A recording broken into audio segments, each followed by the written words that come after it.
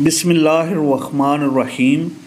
پہلا واقعہ گزشتہ امت مسلمہ یعنی بنی اسرائیل کے ایک نوجوان کا ہے جو کہ بڑا نافرمان تھا، اتنا کہ شہر والوں نے بیزار ہو کر اسے شہر بدر کر دیا۔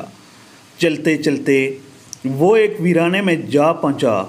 حالات کی تنگی اس پر آ پڑی، کھانا پینا ختم ہوا، پھر بیماری نے آ لیا، یہاں تک کہ مرض الموت میں گرفتار ہوا۔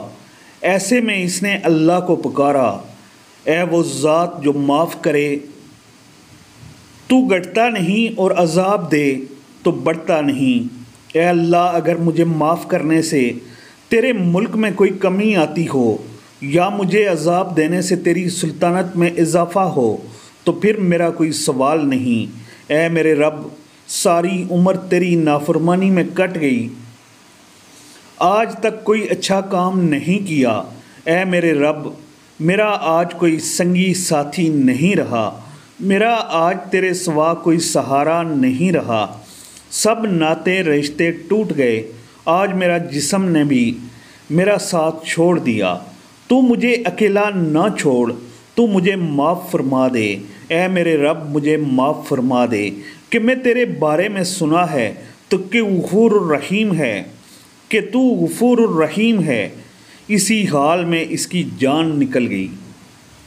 موسیٰ علیہ السلام پر وحی نازل ہوئی، اے موسیٰ، میرا ایک دوست فلاں جنگل میں مر گیا ہے، اس کے غسل کا انتظام کرو، اس کا جنازہ پڑھو اور لوگوں میں اعلان کر دو کہ آج جو شخص اس کا جنازہ پڑھے گا اس کی بخشش کر دی جائے گی۔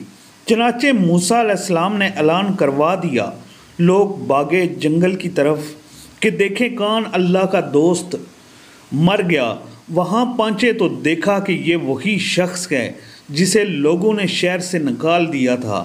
وہ موسیٰ علیہ السلام سے کہنے لگے، اے موسیٰ علیہ السلام، یہ تو بہت گنہگار شخص تھا، آپ کہہ رہے ہیں کہ اللہ کا دوست ہے۔ موسیٰ علیہ السلام نے اللہ سے دریافت کیا، اے اللہ، یہ تو گنہگار شخص تھا، ہماری نظر میں آخر اس میں ایسی کون سی بات ہے کہ یہ تیرا دوست بن گیا؟ اللہ تعالیٰ نے فرمایا، اے موسیٰ، یہ واقعہ ایسا ہی تھا جیسے آپ لوگ کہہ رہے ہیں۔ میں نے اسے دیکھا کہ یہ ذلیل ہو کر، فقیر ہو کر تنہائی میں مر رہا ہے۔ آج اس کا کوئی دوست یار نہیں تھا، کوئی اس کی پکار سننے والا نہ تھا اور نہ ہی اس کی پکار کا جواب دینے والا۔